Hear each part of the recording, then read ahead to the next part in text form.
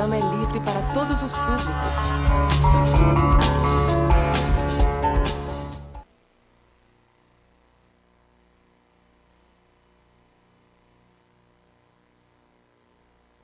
Boa tarde, Bahia! No ar, encontro marcado.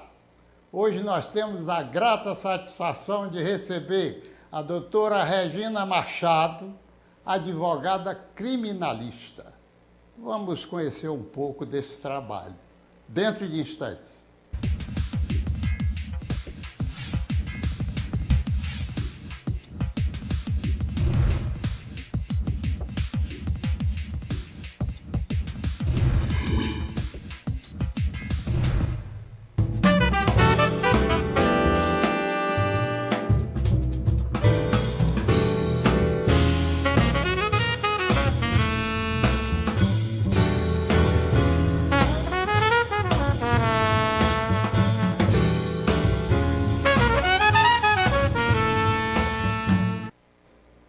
Doutora Regina, como dizia eu no introito desse programa, a nossa satisfação de tê-la aqui conosco. É uma oportunidade muito grande e nós queríamos ter assim uma ideia dessa vivência de advogada criminalista. Quais são as causas mais comuns que você encontra, me permita, claro, da sua luta diária? Bom, primeiramente é um prazer atender esse convite e estar aqui na tentativa de esclarecer, informar, ajudar a todos esses que nos assistem hoje, nessa tarde. E hoje em dia, o crime, de uma forma geral, se banalizou. Né? Hoje a vida não tem mais aquela conotação que tinha anos atrás, não só para as pessoas de bem, como também para as pessoas do mal. Né?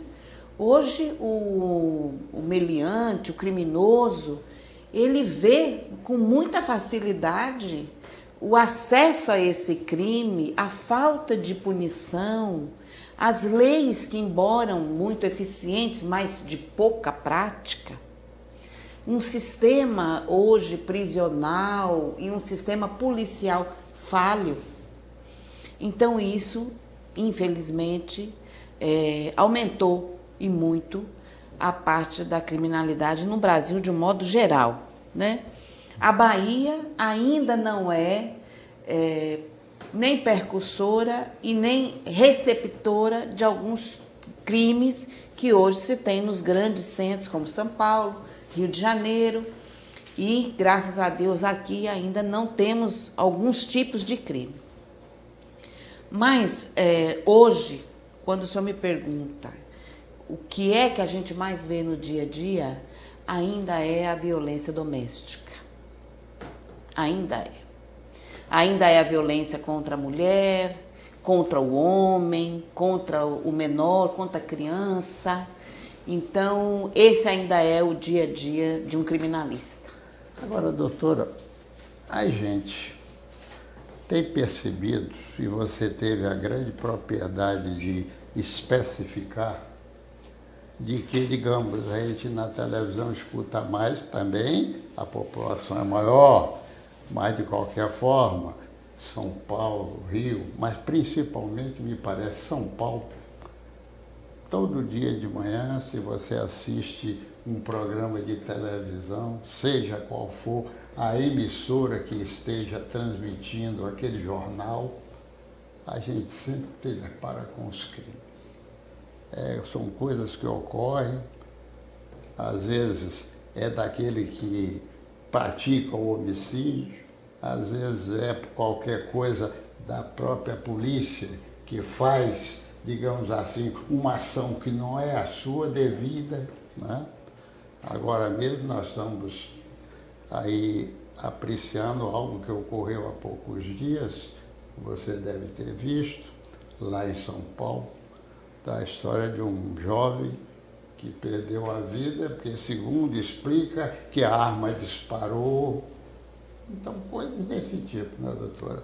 Agora, eu queria lhe perguntar o seguinte, eu estou achando também, eu não sei bem se, né, a mudança dessa forma de encarar de pronto, né, talvez do flagrante, ou de qualquer forma, hoje parece que o negócio está mais fácil, a pessoa foi do flagrante, volta lá na delegacia, não tem aquela história que a gente...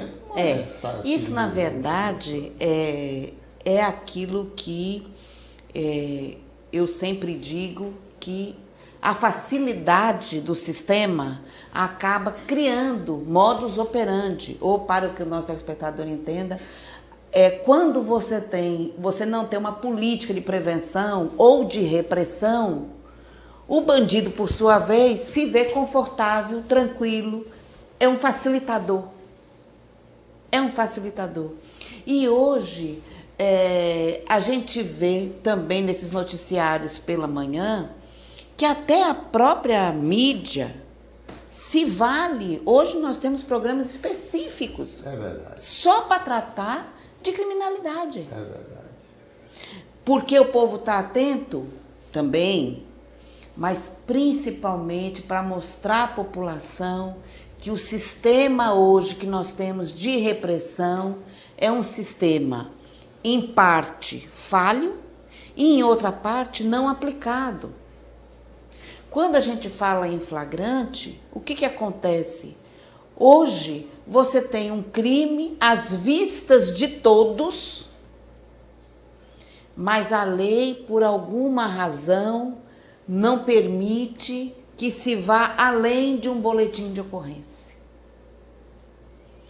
Não aqui tirando os méritos dos colegas que, como eu, muitas vezes na advocacia criminal tem pela frente algum meliante, e que isso, de maneira alguma, quer dizer que o profissional está ali apoiando ou incentivando aquela prática, mas ele está ali exercitando o direito de cidadão de até mesmo administrar uma pena, não de absolvição, mas de administrar uma pena, que aquela pena de fato seja aplicada. E hoje o que a gente vê no sistema é que há muitas leis e pouca prática. Haja visto a maioridade penal, onde eu mesma elaborei um projeto que já foi encaminhado ao governo federal, ao Congresso, inclusive, onde se diminui a maioridade penal para os 14 anos, quiçá 13, porque hoje nós temos já meliantes com 9, com 10, Rio de Janeiro com 9, 10 anos, pode ser até chefe de bando. Até porque ele tem a prerrogativa de não ser preso. Então, ele já é mais importante que os outros. E neste projeto, há um sistema prisional específico para o menor. Por quê? Nós sabemos, eu sou mãe, o senhor tem também sua família, como muitos hoje que estão nos assistindo, e nós sabemos que criança e adolescente é um problema para estudar e para trabalhar. Principalmente aqueles de baixa renda. Preferem ficar na rua, preferem ficar com os amigos, fazendo um baba. Então, o sistema prisional vem colocar esse menor naquilo que ele mais detesta: estudo e trabalho. Então, ele só pode sair do sistema prisional ou se ele concluir um curso técnico profissionalizante, ou se ele concluir o que na minha época chamava segundo grau e hoje chama curso médio. Se ele vai demorar 3 anos, 5 anos, 8 anos para fazer isso, o problema é dele. Quer sair logo? Estude, torne-se um homem decente com uma profissão e você vai ganhar liberdade. Agora, me diga uma coisa, você citou 2 coisas aí interessantes. Uma é o seguinte: a questão da mídia, né? Digamos assim, ela é informativa. De manhã cedo a gente tem um cenário do que ocorreu. Mas, de um modo geral, a gente encontra aquelas notícias costumeiras que antigamente, eu morei também lá, nós vamos conversar sobre isso, também lá pelo Rio, e no Rio tinha um jornal, que eu me lembrei agora, com você falando, que chamava O Dia, nem sei se existe hoje. E se dizia, coitado, vou fazer uma crítica, mas é uma crítica popular, que você exprimia o dia só saía sangue. Não é verdade? Então as notícias matutinas hoje estão, digamos assim, poluídas dessas notícias, não é? Quanto a esse projeto que você fez, eu já tenho tido oportunidade aqui de conversar com colegas seus, tanto de um lado como do outro. A questão da maioridade, da responsabilidade.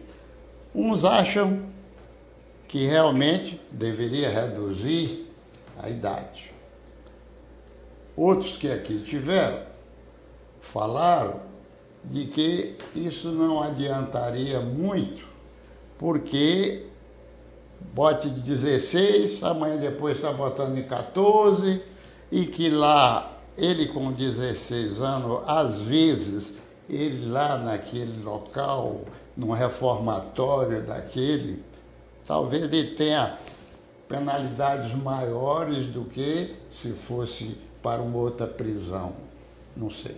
Então, eu queria que você detalhasse desse seu projeto. Qual é a sua impressão? Porque você já desceu até para... 13 anos. Até para 13 anos. É. Né? Então, a gente vê, por exemplo, que, vamos dizer, pela notícia que vem mais comumente para nós, que é lá pelos Estados Unidos, onde realmente 9 lá anos. a responsabilidade Se lá inicia aos 9 começa anos. muito cedo. Nesse seu projeto, a sua defesa, a sua, digamos assim, a sua conclusão, o seu argumento é como? Olha, eu tenho mais de 20 anos, eu não posso dizer o exato, porque eu estou perto de me aposentar. Mas eu tenho mais de 20 anos na área de advocacia criminal. E a minha experiência vem de São Paulo, que é uma cidade grande, é a cidade onde eu nasci, e a minha experiência vem de FEBEM, que é, sim, um reformatório de menores. Eu nem diria um reformatório para o bem, eu diria que é um reformatório para o mal.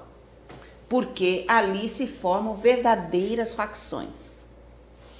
O maior problema hoje, na minha ótica e na minha experiência, na minha vivência dentro dessa área, não está somente na questão da idade.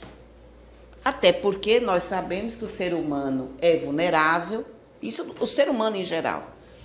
Ele pode ter 10 anos com uma maturidade de 20 e ele pode ter 20 com uma maturidade de 10. Então, não é a questão da faixa etária somente.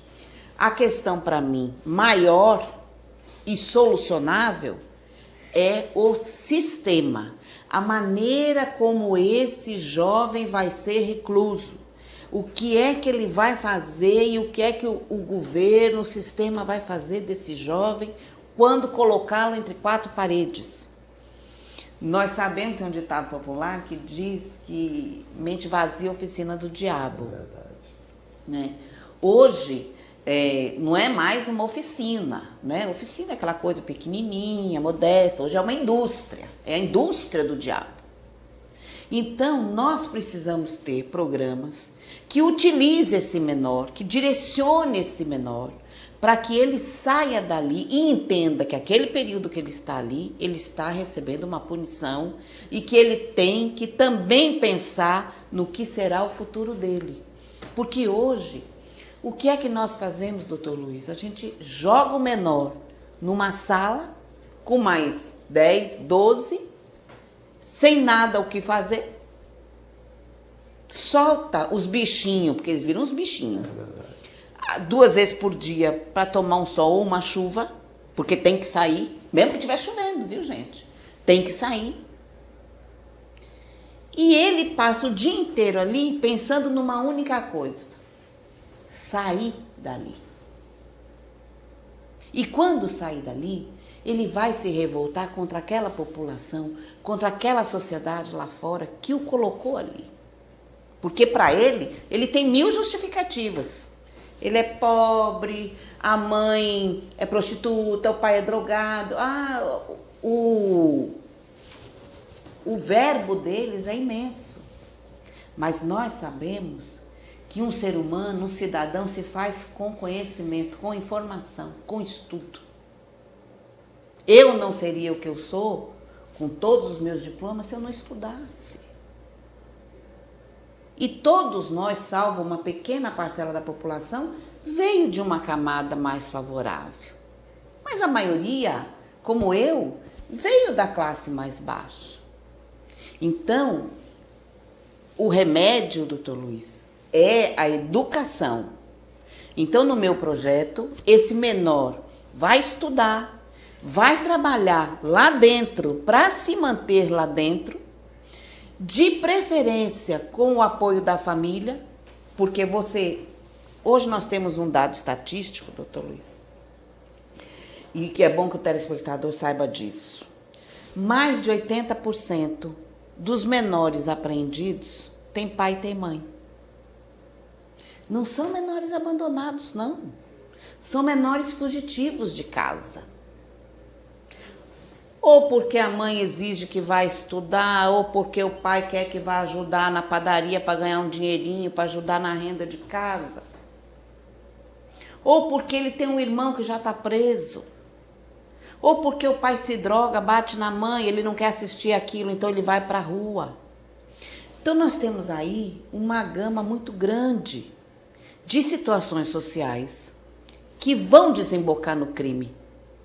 E são essas situações, é para essas situações, hoje, que eu, além de advogar, também sou uma estudiosa da matéria nessas pesquisas, nesses projetos, é para essa situação que nós temos que nos voltar. Agora, repare bem, a sua colocação é perfeita. Obrigada. Precisava, na minha complementação, os recursos que fossem suficientes para que lá houvesse um ambiente que fosse acolhedor.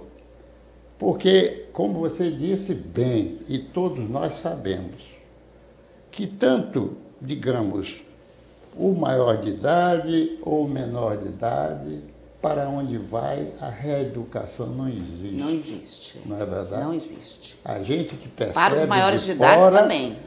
Não existe. Não é verdade? Quer dizer que, ao invés de você conseguir reabilitar essa população, isso, na verdade, até cria um estigma diferente.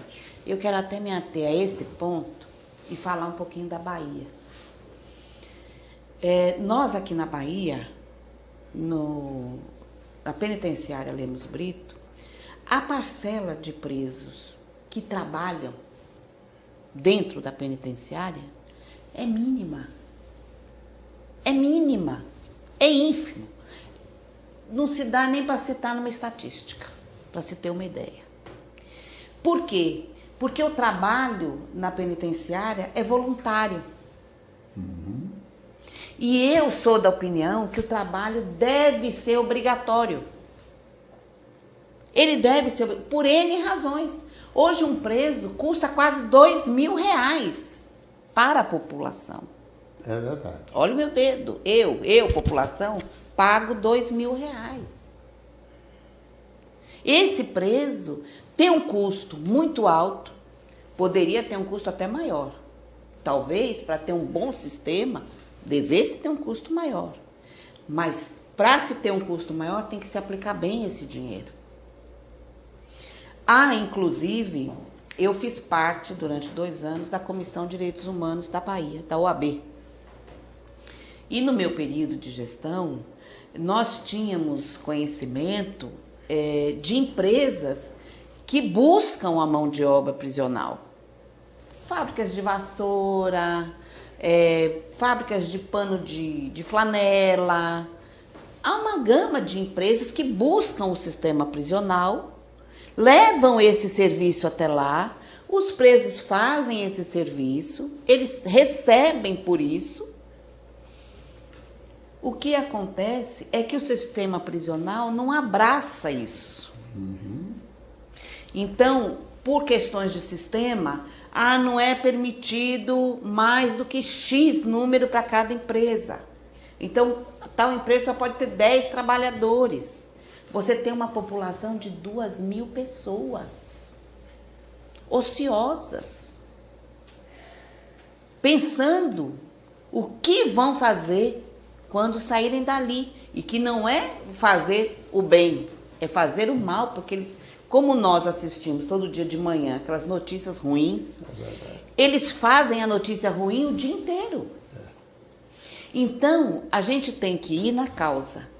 O efeito nós conhecemos. Então, a gente tem que ir na causa. Nós temos que ter um sistema prisional que leve esses presos, sejam maiores ou menores, à educação. Primeiro de tudo. E depois da educação, ou paralelo, ou junto, em conjunto, o ofício. Senão, ele não vai ter nenhuma noção de cidadania. E as pessoas, eu também tenho essa experiência, que com informação, com educação e com ofício, elas se modificam. Aí realmente há uma conjugação, né, de fatores que dá uma composição perfeita. Né? Você falando aí a história de vassouras, que aliás se fazia antigamente, eu estava me lembrando agora, que eu nem sei se isso existe ainda, mas no passado, aqui, existia uma espécie de marceneiros, de arte, dentro lá da penitenciária, que você ia comprar todos aqueles artigos de madeira, coisas fantásticas. Eu, sinceramente, não tenho visto mais se isso continua, mas eram perfeitos, a gente escolhia, ia lá.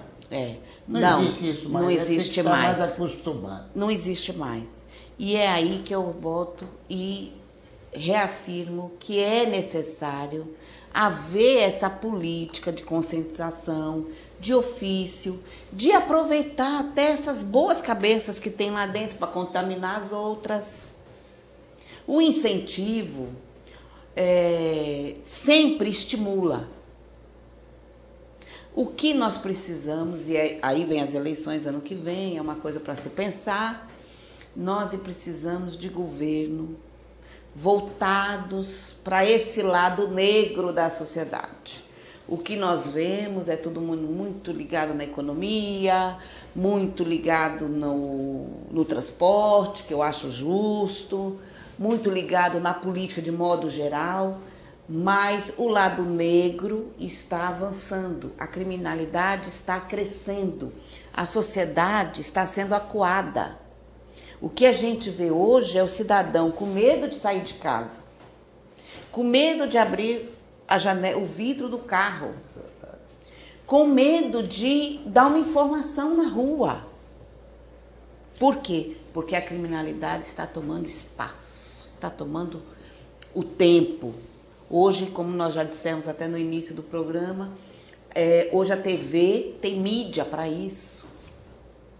Então, nós precisamos ter uma visão política voltada para um sistema da criminalidade e correção desses problemas. E eu queria só lembrar uma coisa, que isso depende muito exatamente da política governamental, a história da superlotação desses locais e de presídio, e de que o seja insuficiente, Totalmente. aonde seria para comportar, vamos dizer, 10 pessoas, tem 40, tem 50.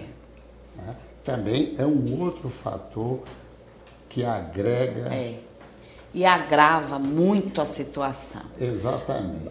Basta a gente prestar atenção que nas delegacias de polícia, uma carceragem chega a ter 90 pessoas. E vamos partir do princípio que as delegacias não foram feitas para isso. Porque muitas vezes uma delegacia fica retendo um preso custodiado, um preso provisório, porque ele não é condenado, nada, ele está ali a serviço, à disposição da justiça. Por que ela retém? Porque o presídio não tem lugar. Não tem como mandar. E há um ciclo nessa história. Porque a pessoa é presa, vai a um inquérito, vai a um processo, o juiz tem que julgar e dizer, você vai para a rua ou você vai para a prisão. E quando nós saímos do inquérito e chegamos no processo, para ali. E aquela pessoa está lá esperando. E cada dia vai chegando mais. E o juiz ainda não julgou aquele primeiro. Então, é outra questão da política de sistema, para que haja um ciclo. Eu me lembro aqui, vou falar rapidinho sobre isso, em 2004 nós fizemos um mutirão no presídio de Salvador e tiramos de lá quase 200 presos. Já deveriam ter saído. Já deveriam estar soltos. Para abrir vaga. Imagina.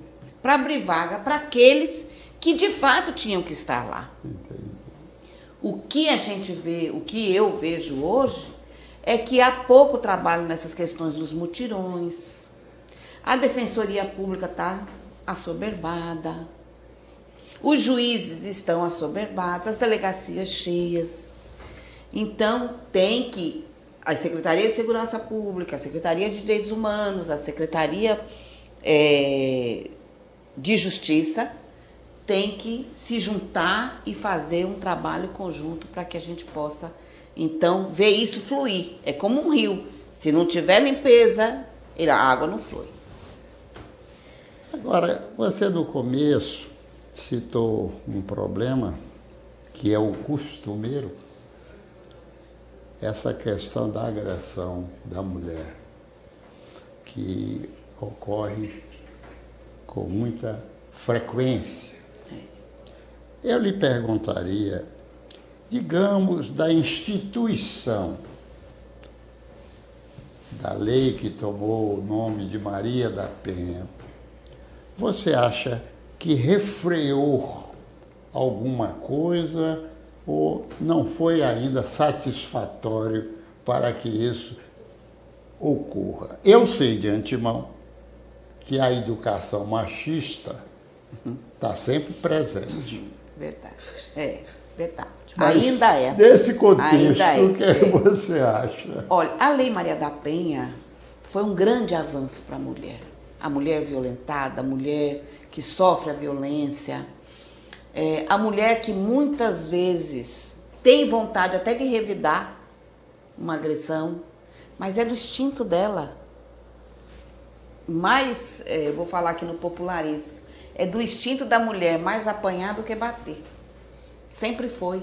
Até porque, desde que o mundo é mundo, o homem vinha, né, naquele machismo de eu domino, eu faço, eu aconteço. A Lei Maria da Penha ajudou muito. É uma excelente lei. O que nos falta é a aplicação da lei.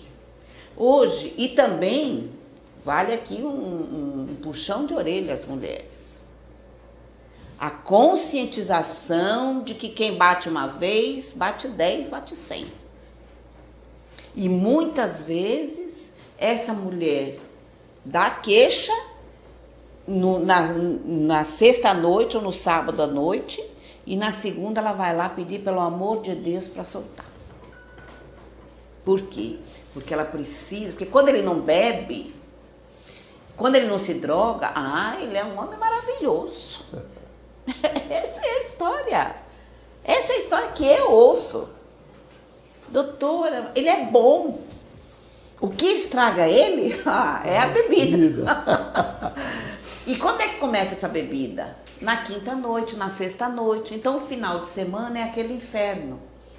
Hoje, a lei Maria da Penha, inclusive, avançou.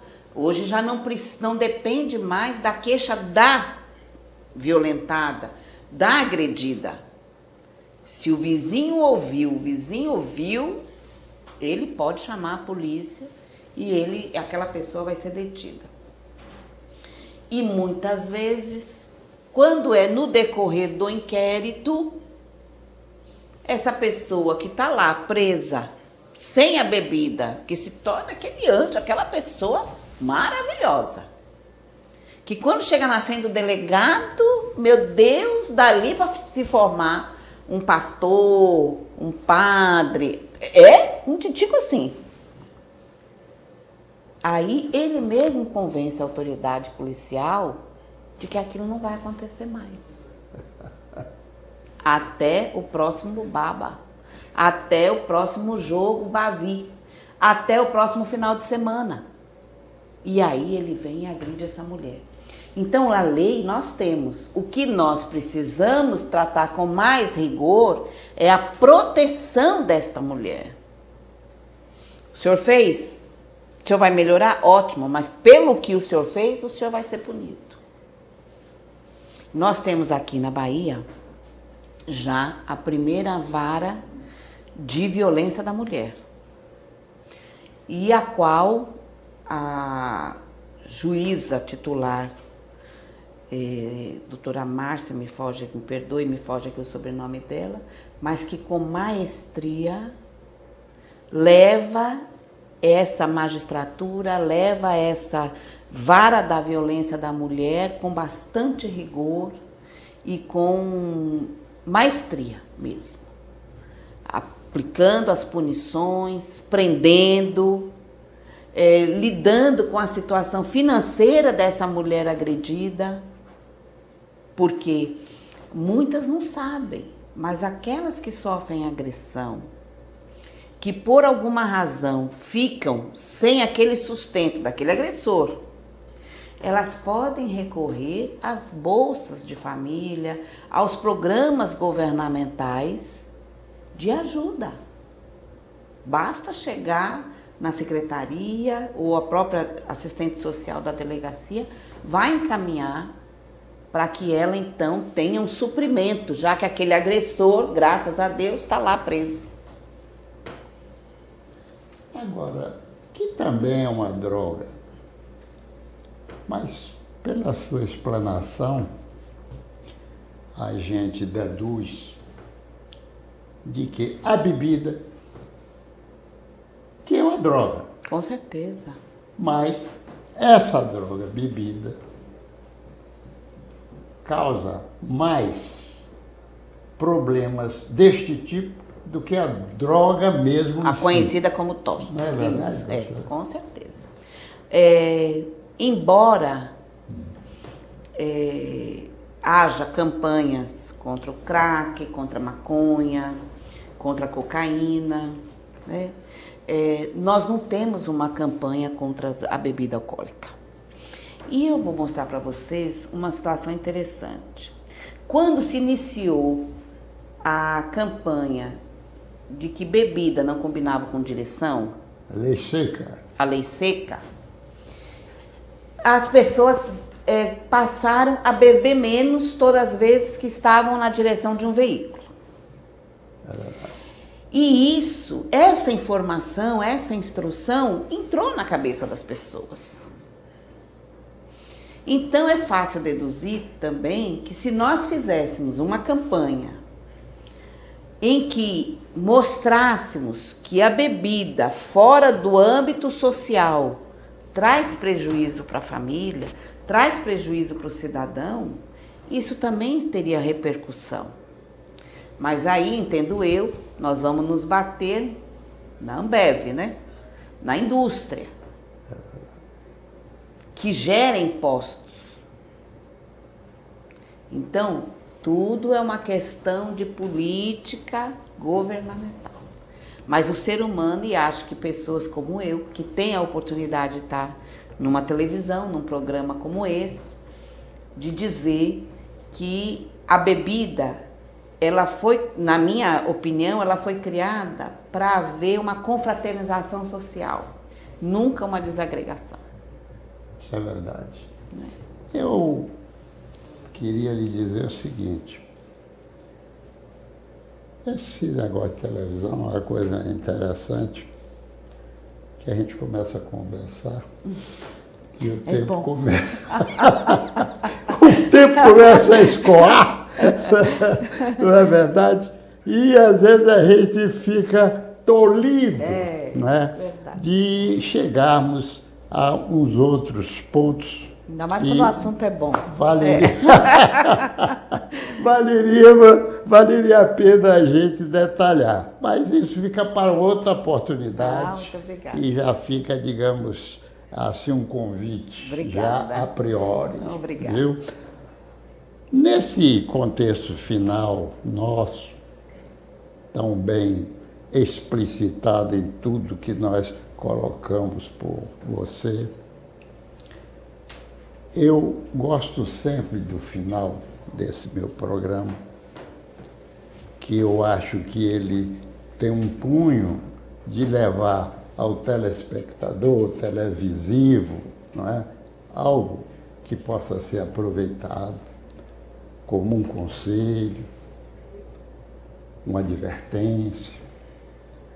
Agora mesmo nesse final, eu pude perceber que você fez aí uma colocação importante da história, que a mulher que não tem aquele recurso por causa do esposo que ocorreu esse fato, aonde ela vai procurar aquele conteúdo que possa lhe satisfazer.